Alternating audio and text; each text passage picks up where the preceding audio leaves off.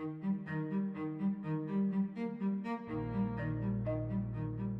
problems of health are problems for all societies. In the rich world, where health conditions are far better than in the poor countries, the problems of very high and rising costs of healthcare are front and center on the political and the economic agenda. In the poorest countries, the challenges, of course, are also about finances, but much more importantly about the tragic losses of life and the very high burdens of disease, often from conditions that have been eliminated completely in the high-income world. Poverty and ill health go together, and we need to understand that linkage of poverty and ill health, because understanding it enables us not only to address the challenges of heavy disease burdens in poor countries, but also gives us an added and very important tool for breaking the poverty trap itself. We should expect two-way causation, that poverty contributes to disease in many, many ways, but disease, of course, also contributes to poverty. An individual suffering from disease loses income. A community or country with a heavy disease burden similarly loses income from sickness in the population, lack of productivity, other burdens that arise in the economy when there is a large amount of unattended disease. How does disease contribute to poverty? Think about the following pathways. First, through the adverse life cycle development of an individual. If a young child survives illness but is buffeted by repeated illnesses when young, we now understand better that not only is that likely to set the child back in terms of readiness for school, perhaps in terms of school enrollment or primary school completion, but that early bout of illness can have a lifetime effect on cognitive and physical development and on vulnerability even at adult ages to various kinds of diseases. Unexpected diseases, cardiovascular disease can be affected by nutrition that is poor in early age. So human development across the life cycle is strongly affected by health and disease. Disease can have long-term individual consequences. Disease burdens of adults in the labor force, of course, can have large and adverse results for an economy. Think about a village that has to harvest the crop. The crop may be the absolute lifeline for the village to enable it to eat throughout the coming year. But in many places, just at harvest time, there's also the risk of a malaria epidemic. Malaria is a disease that is transmitted by the bite of a mosquito. The mosquitoes are breeding during the rainy season, the same time that the crops are growing. By the time it's right to harvest the crops, it may be that the larvae have developed into mosquitoes now transmitting malaria infection. It's not uncommon, therefore, that just when harvest time comes, the whole community is knocked out by malaria and can't harvest the crops. Think of the consequences of that for poverty, for devastation, for hunger, even for famine in the coming year. Of course, another economic consequence of ill health is the direct costs of health care itself. If a community can afford the health care, that eats up a budget. And it can be very, very expensive treating the diseases for very poor people. Even what would seem to be modest outlays of a few dollars or a few tens of dollars for a disease, amounts that would hardly be noticed in the rich world, can be the margin of survival for poor families that hardly have enough to eat to start with and then may lose their last remaining monetary income to the effects of a disease. Disease burden contributes indirectly and over the long term to demographic problems. Remember how high total fertility rates can impede economic development. When the population's growing rapidly and when the community is supporting a lot of young children and looking after them and having to put them through school and build new schools for a growing youth population who are not themselves earning income at the time, the burden of rapid population growth and a very young age distribution is a huge hindrance for economic development. We've noted already on several occasions that a rapid voluntary reduction of fertility can be a big boost, as it was in China, to economic growth. But consider what happens when there's a heavy disease burden. When out of every 1,000 children born, 100 or 200 or 300 don't survive to adulthood. Parents, knowing of the high risks of children's deaths, therefore respond by having large numbers of children. And if the household wants to be absolutely sure that there's a surviving son, for instance, for cultural reasons, to perform the funeral rites, or for very pragmatic economic reasons to support the mother and the father in their old age, families may choose to have 2 or 3 or 4 sons to make sure that at least one survives. But having 2 or 3 or 4 sons might mean having 4 or 6 or 8 children as a whole. And so this is another indirect way, often overlooked, at how high disease burden is conducive to a perpetuation of poverty. Finally, one should note, investors are not so keen on investing into a high malaria zone or into a high AIDS region. Think of it that you are aware that your labor force could be very sick, could be dying young, a need to replace many, many workers. As a hotel manager, you're aware that you're trying to get guests to your hotel, but after every rainy season, there's a malaria epidemic. Doesn't seem very attractive for investment. You're a mine manager, but you're surrounded by infectious diseases like malaria. Well, foreign investors don't like to head to those locations. This is yet another way how disease leads to poverty. But the arrow goes the other way as well. And I think that's the direction that people perhaps most naturally consider, how poverty contributes to disease. The answer that trips off the tongue and comes to mind is you can't afford a doctor.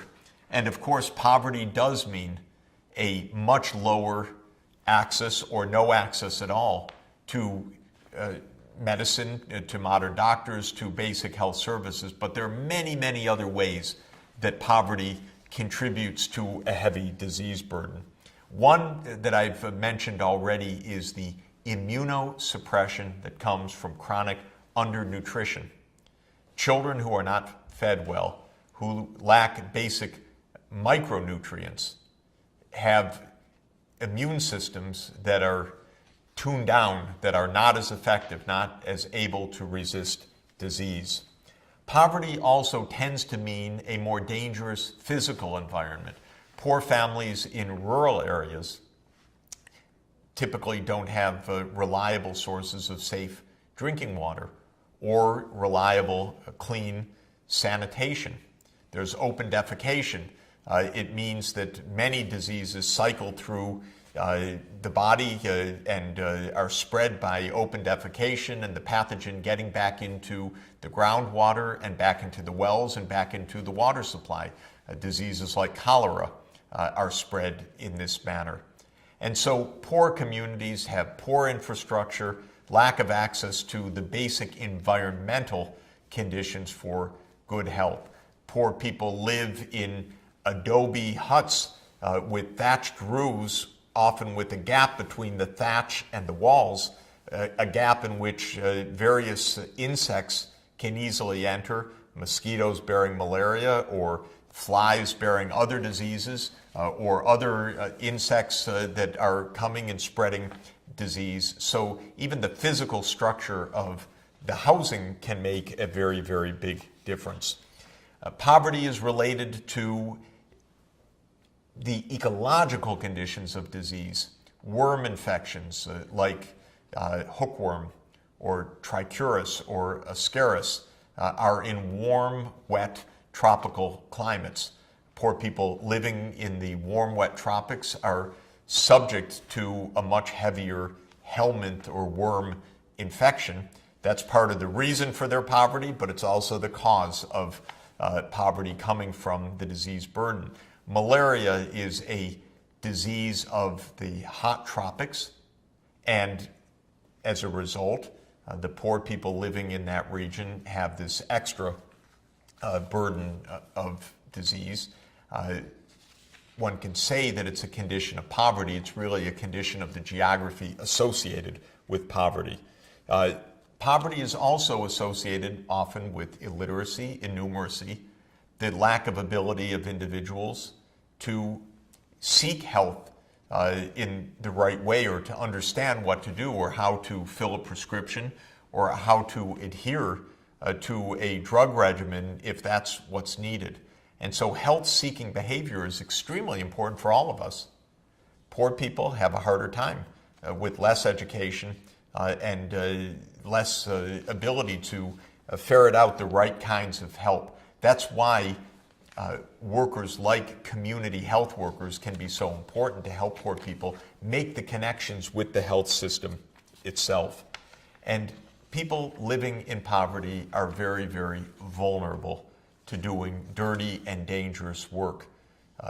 Young women who, because of their extraordinary vulnerability, end up in the sex trades, for example, and vulnerable to AIDS and other sexually transmitted diseases, or to violence and to other life-threatening conditions of life, is another aspect of poverty itself. And so one can see this two-way direction: poor health leading to poverty, poverty leading to poor health. Whenever you have the arrows working in both directions, you have the possibility of a vicious spiral. Poverty, poor health, even more poverty, worse health, even worse economic outcome. But whenever you have a vicious spiral, you generally have the possibility of a virtuous spiral as well. Disease control, raising income, higher income, improved health, further improvement of health, even yet further improvements of income in a virtuous spiral, exactly the opposite of the vicious downward spiral. It's part of the effort of health policy to break the vicious circle that traps people in a poverty disease trap, and to make it a positive spiral of a health development upward spiral. So how can this be done? How can one intervene to control disease and thereby start the virtuous spiral? First, of course, is implementing what the health ministers called for back in 1978 in Alma-Ata. They called for a primary health system for all. And implementing that basic primary health system is a crucial first step. Second is helping poor communities to have better nutrition. Part of that may not be directly in the health sector, but in the agriculture sector. More productive farmers growing more food will support healthier diets. The community may generate a surplus that can be used for school feeding programs, for example. And therefore, agricultural interventions can play a role not only in agriculture and income, but also in reducing the disease burden.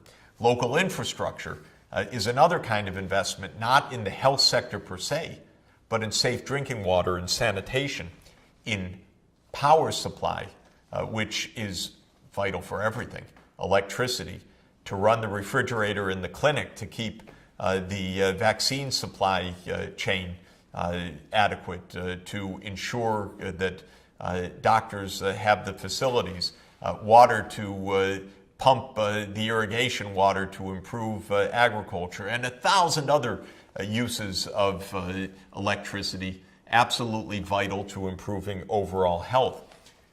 Mobile phone connectivity, internet connectivity.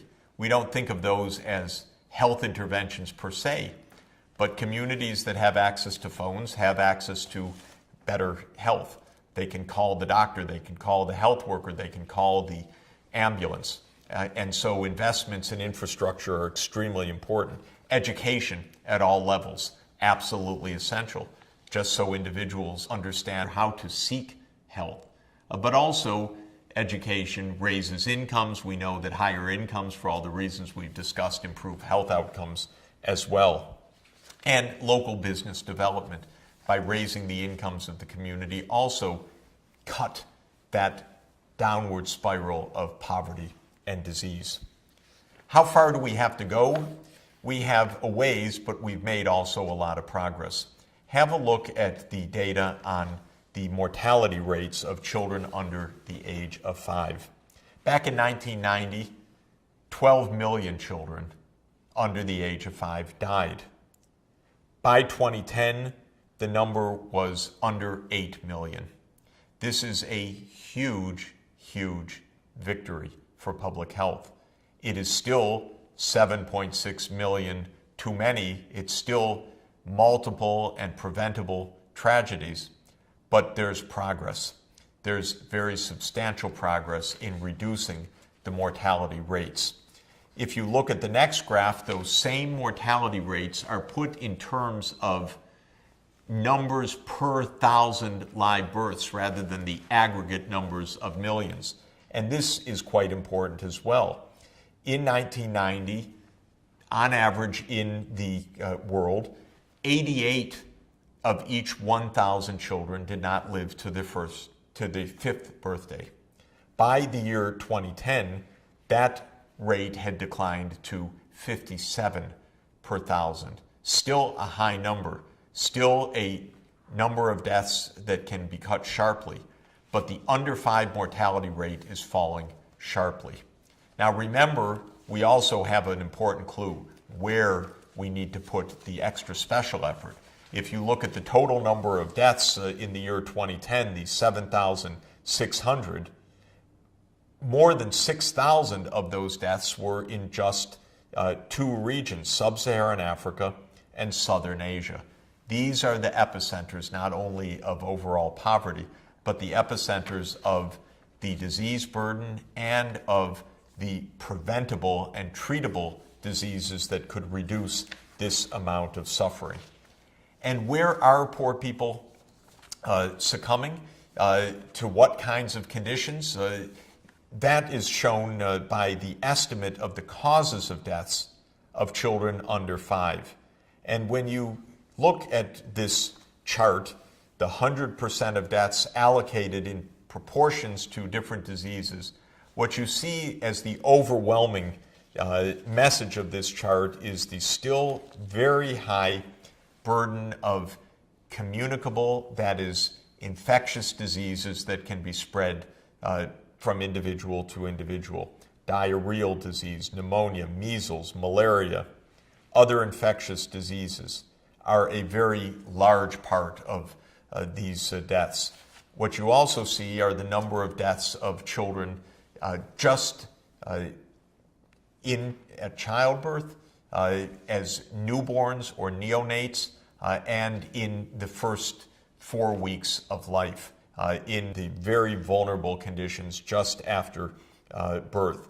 And so we see birth asphyxia and trauma, prematurity, severe neonatal infections, a whole cluster of causes of death related to childbirth and very often to the lack of sanitary conditions that face mothers giving birth, threatening their own lives and threatening the survival of their children. Well, this is a good start for us in terms of understanding what to do. We have a poverty disease trap. Each feeding on the other. Poverty feeding disease, disease feeding poverty. We know that this is heavily concentrated in sub-Saharan Africa and in South Asia. We know that it's heavily concentrated in diseases that are infectious and communicable, or in conditions related to childbirth, or as a consequence, in addition, of chronic undernutrition. So this gives us ideas. Where should the focus be? How should we proceed?